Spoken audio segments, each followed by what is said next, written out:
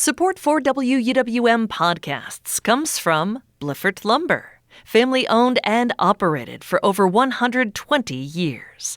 Bliffert serves contractors and homeowners across Milwaukee and southeastern Wisconsin. Learn more at bliffertlumber.com. You're listening to Lake Effect Spotlight from WUWM, Milwaukee's NPR station. Here's one of our favorite conversations about what's happening in the city.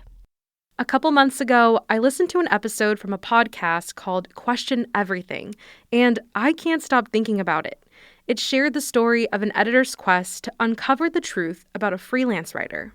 Nicholas Hune-Brown is an editor at a nonprofit online magazine called The Local. It covers health and social issues in Toronto, Canada. In the podcast episode, Nick shared how, as an editor, he loves to give new writers a platform.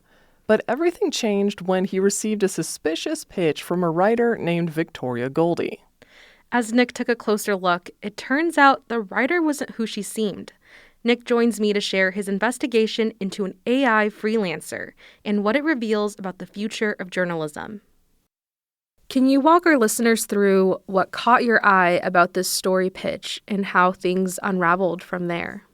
Yeah, well, I sent out a call for pitches last September for stories about kind of healthcare privatization here in Toronto. We're a local publication. We mostly just publish stuff about Toronto. And I got back a ton of pitches, and the first thing that stood out about this particular pitch was actually that it was pretty good, I thought.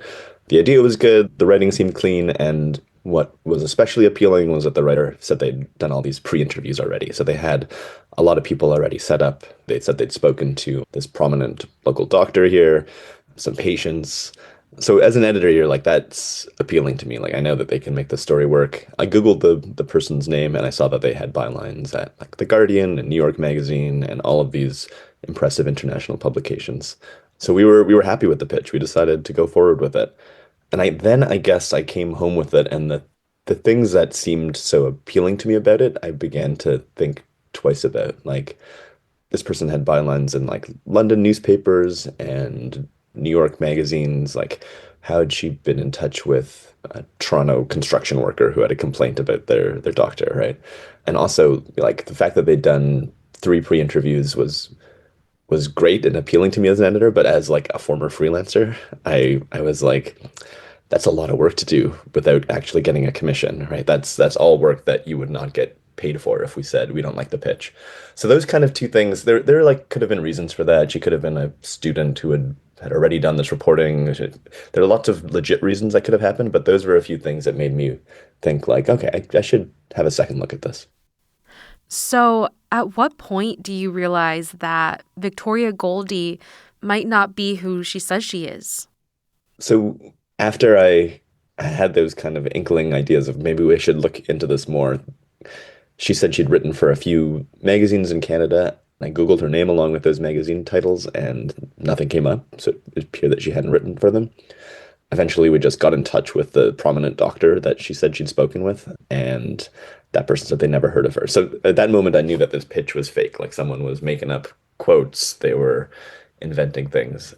And then I kind of became obsessed and started to wonder, like, if she's making up these quotes and these interviews in this pitch to us, the small local magazine, like, what did she be doing in the rest of the stories that she'd been publishing around the world?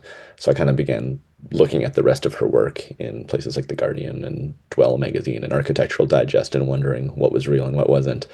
Yeah, it became like a bit of an obsession. I ended up just fact-checking all of that. So that meant, like, if she'd written the story about lawyers in the Scottish Highlands, I got in touch with the professors that she'd quoted, and they said that they hadn't spoken to her. So in the end, what ended up becoming true is that I found that this person, if it was a real person or a group of individuals, I had no idea at that point, was seemingly using AI, inventing stories and publishing them in some of the leading publications across the world.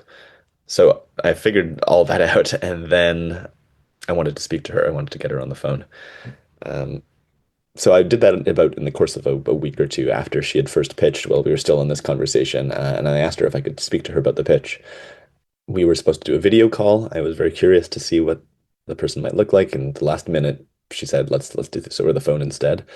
And yeah, and then we spoke over the phone. the person on the line sounded to my ear like a quite a young woman with an African accent. And based on some of the social media stuff and some of the writing that I've been looking at, I believe she's from or still lives in Nigeria. And I kind of just put some of these things that I'd found to her. I asked, had she actually spoken to the individuals she said she had in the pitch? And she said, because they said they hadn't spoken to her. And she said, no, I didn't speak to them, but my personal assistant did. And, if you've been a freelance writer, you know that freelance writers don't have personal assistants. I asked why so many stories had been taken down. She said that was because an editor left. She had sort of quick answers to all of these things. And then when I put some of the more serious issues I'd found with the made up quotes and the people who said they'd never spoken to her, that's when she hung up and kind of disappeared. And I was not able to speak with her again. What stood out to me was that this pitch caught your eye in the first place. And something that you talked about was like, it was saying what you wanted to hear, essentially, right? Yeah. No, totally. That was the embarrassing thing about it. I put out some call for pitches that was like, I can't remember the phrasing exactly, but it's like where, business and health collide, something like that. Like that was supposed to be a prompt for writers, but obviously in retrospect is like a great prompt for AI as well. So when they sent me this thing back, it was flattering me. It was the thing I wanted, sent right back to me, from the same angle. So yeah, when I think about it now, I'm like, that's what was happening. That's why I was sort of duped and found it appealing. Yeah, and she also had these bylines that are like, oh wow, she's written for these legit publications. Like you fact checking with her sources and them letting you know, yeah, we've never talked to her. I guess what has been the fallout and reactions from journalists since that story came out? Yeah, so after I had that phone call with her, she sort of disappeared from the internet. Once I reached out to all the publications where I'd found that she'd been making stuff up, those stories came down. So they issued an apology at The Guardian, at Dwell, and a couple other publications. And then after it was published, I got the wildest reaction from fellow journalists of any story I've ever written. I heard from so many people from around the world, from the tiniest publications to the biggest ones, who had all been pitched by Victoria Goldiee, this name, whoever this person was who was pitching them. I think it spooked a lot of people. I know this has made it into some journalism ethics courses and has been circulated through some newsrooms, I know, as a cautionary tale. And yeah, I think it struck a chord because this is a strange moment in journalism and AI where we do not know necessarily how to move forward. We don't know what is true and what's not. This is one tiny corner of that larger conversation, but if you were an assigning editor, it's a stressful corner to have to live in right now. So I guess my takeaway from listening to you and, all of these editors receiving pitches from her is why? Why would an AI freelancer go through the effort of literally giving us nothing? Or I guess making no effort. I don't know if you have thoughts on that. It's hard to know, and I'm projecting and psychologizing against this person who I don't really know. My belief is that they have published stuff under that byline pre-ChatGPT. There are stories on the internet on small little blogs that seem to express the real feelings of a real human being in sentences that are way less polished than what comes after. I think this began as someone who was actually trying to become a writer. I think the advent of chatbots suddenly made that a lot easier. And I think it's a money thing predominantly.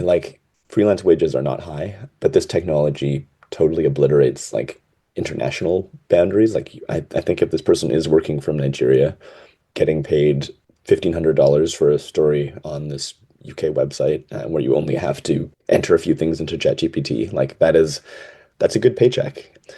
Yeah, I think it's kind of the latest scam to make some money. This is kind of what I believe. Yeah.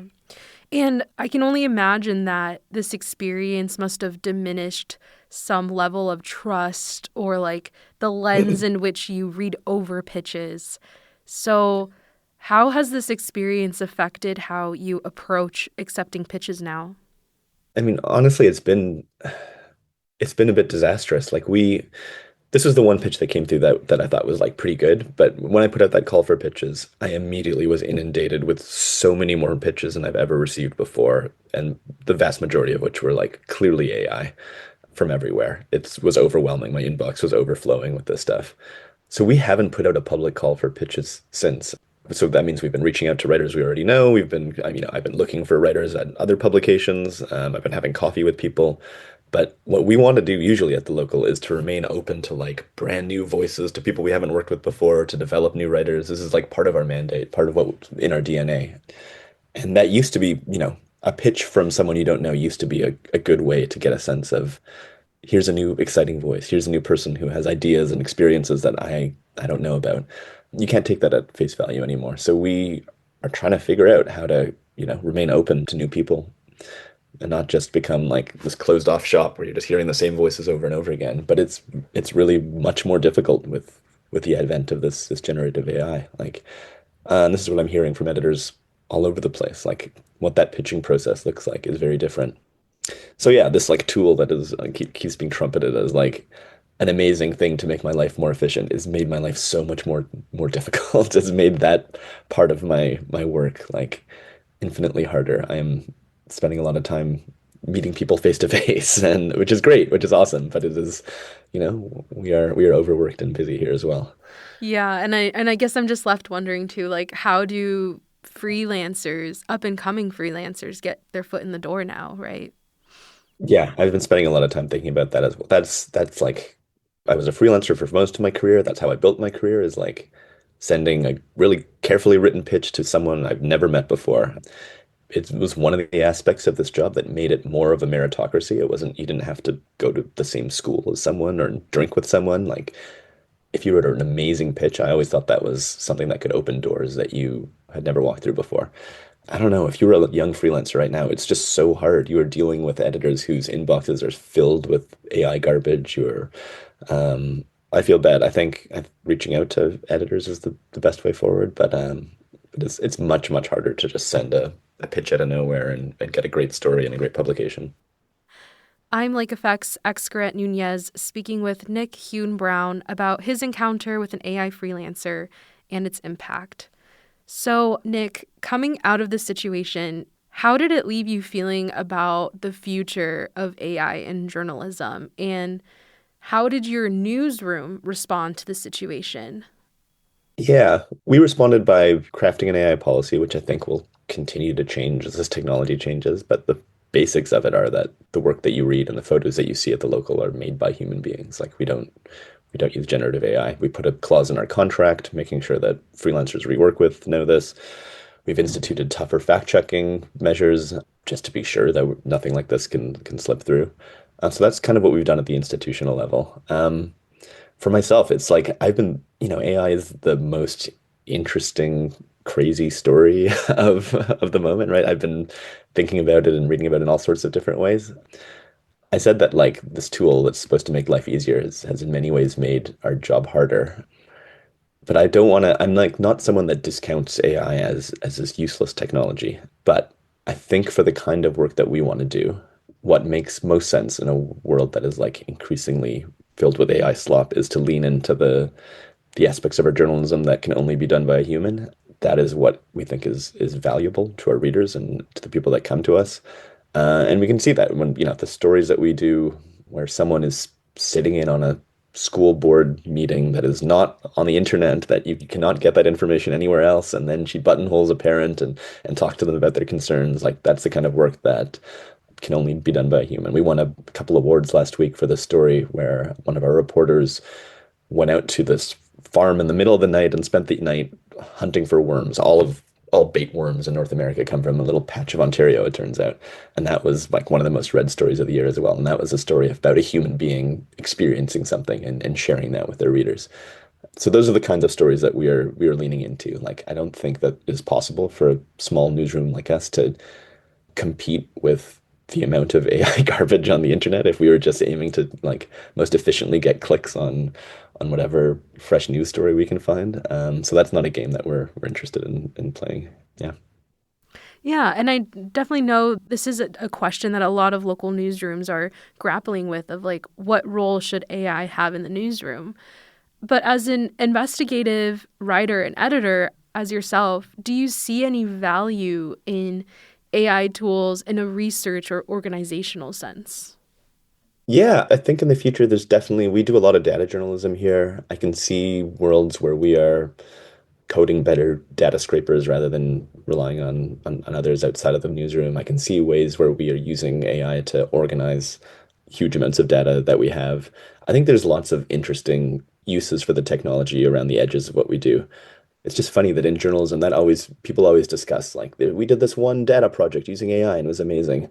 When the broader story of AI in journalism is AI completely destroying all of our business cases. So it's like, I don't know. Yeah, we can talk about using that a little bit, but it's that is not the main way that AI impacts the work that we're doing, right? Yeah, no, I totally understand where you're coming from. And I mean, there's also just like, I don't know, I guess like how would you respond to like that thought of, well, we can't afford to not use AI when newsrooms are using it to not fall behind. Like, do you worry about that? I just don't think that you can. I think running that race, like you are not going to beat it. Like you can, let's say you become X% more efficient. Like as soon as you put that story out, it's in the Google overview, or it is ripped off and is republished by someone using AI in Myanmar. Like it's, I think we've seen that race to kind of get more traffic is not a winning strategy in media, and like the way forward is to create work that can only be created by you and that people see value in and create relationships with those readers or viewers or listeners. So yeah, no, I don't. I can see there's different like impetuses at different sizes of publication, but for us, no, that doesn't speak to me really.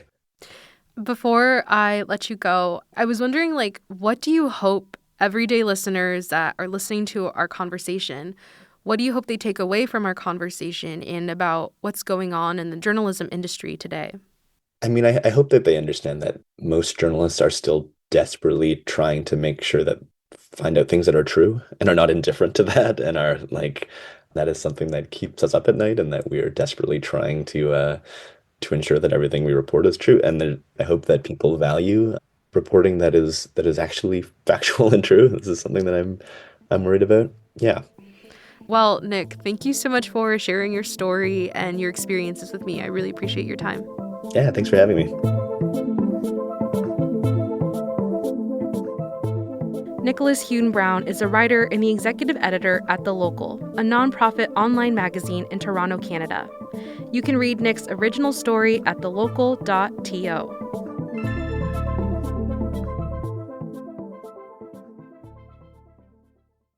That was the Lake Effect Spotlight podcast. It comes from your local NPR station, WUWM. Subscribe to the Lake Effect Spotlight podcast to hear more great stories about Milwaukee.